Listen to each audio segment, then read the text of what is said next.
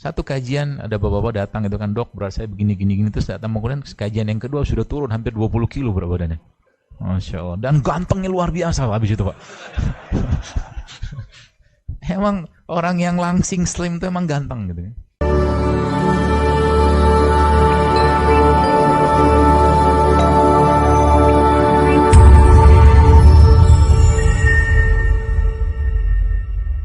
Teman-teman sekalian, kalau kita bahas dalam Al-Quran atau kita ambil ayat dalam Al-Quran, Allah menyatakan bahwa hidup kita itu tujuannya apa? Untuk beribadah. Wa ma khalaqtul jinna wal insa illa liya'budun, kata Allah. Maka ibadah itu, ya ada lagi ayat yang lain Allah katakan bahwa manusia itu diciptakan sebagai khalifah. Khalifah itu kan gagah, nggak sakit-sakitan, nggak batuk pilek, nggak mencret-mencret terus gitu kan. Jadi kita bayangkan sosok khalifah yang perkasa gitu kan. Yang pastinya makannya baik, minumnya baik, sholatnya baik, semua baik gitu kan. Bukan baru hujan sedikit sudah nyalain hujan, baru musim rambutan sedikit nyalain rambutan, semua batuk, semua pilek gara-gara musim, nggak ada yang benar kecuali badannya doang. Sekarang kan begitu manusia, jadi bukan salah buminya, tapi salahnya kita yang tidak mampu menyesuaikan dengan bumi ini. Ya. Jadi bagaimana Allah Subhanahu Wa Taala menjadikan atau mungkin membuat kita ini dalam sekalian bisa lebih baik lagi untuk beribadah. Kenapa? Untuk ibadah. Yang kalau misalkan saya katakan tadi bahwa untuk jadi Abdullah itu kan, jadi Abdullah itu kan ibadah. Maka ibadah itu butuh fisik. Ya, butuh fisik supaya apa? Supaya dapat pahala sempurna.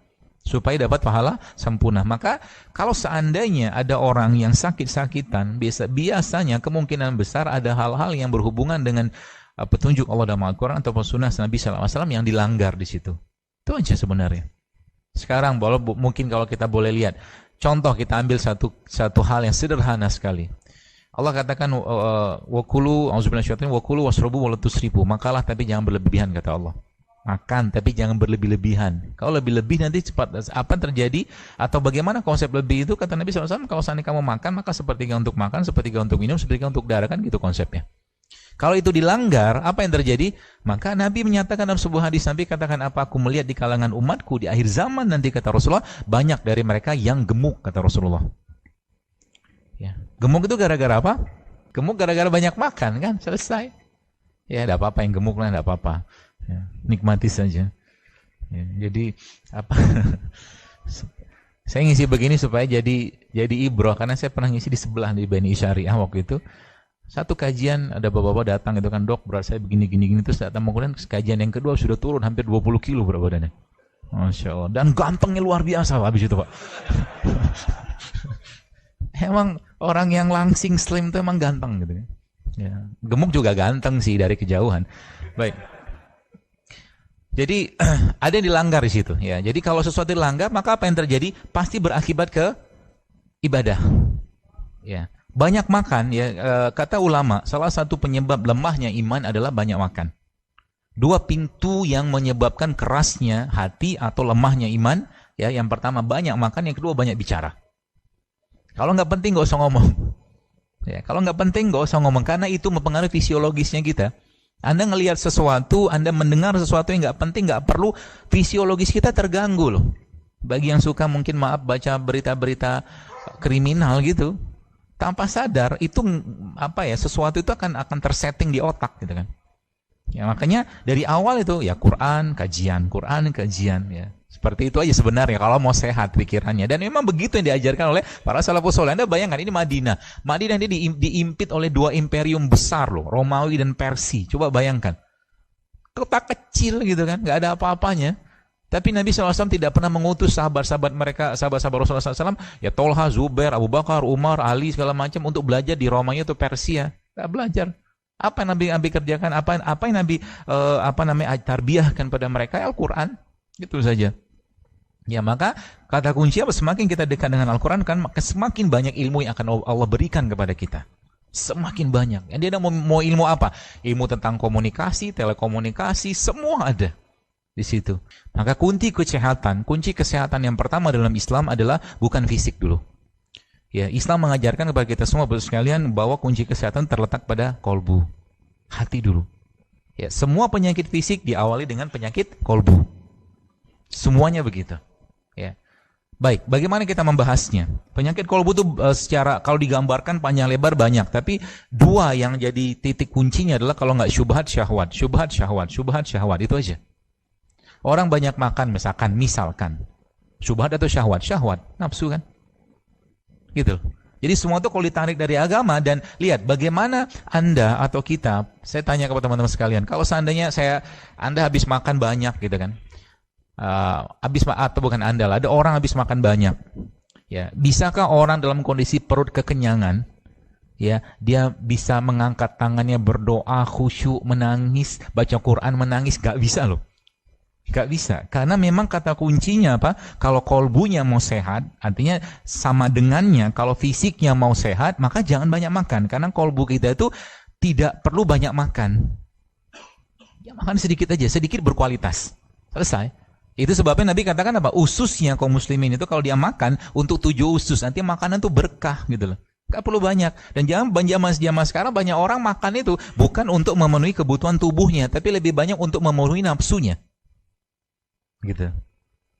Contoh mungkin mie instan sehat?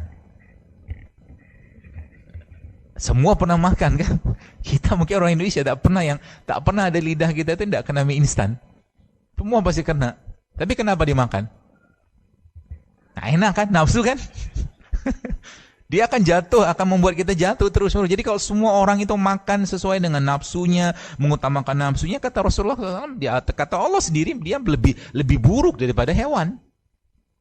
Ya. Kenapa? Karena nanti kalau kita sudah ngerti konsepnya, kalau kita sudah memahami bahwa tadi kata kunci kata Nabi SAW, iza sholat jasadukulu, iza fasada fajajakulu, kata Rasulullah SAW bahwa sehatnya tubuh manusia itu bergantung dari si organ ini. Organ ini namanya apa? Kolbu.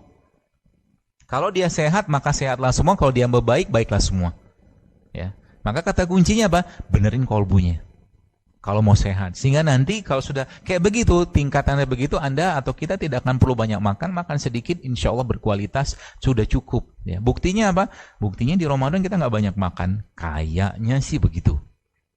Meskipun saya belum yakin juga, karena Ramadan malah justru inflasi kita paling tinggi kan. Katanya, kata orang ekonomi begitu. Kenapa? Karena lebih banyak mikir sahur apa, buka apa, sahur apa, buka bersama siapa. Tapi Quran 1 juz, 2 juz tak terbaca. Kalau kita sekarang dikasih pilihan untuk makan sama tidak makan, pilih mana? Makan. Kalau saya sih makan. Karena kita punya nafsu kan. Kita punya nafsu.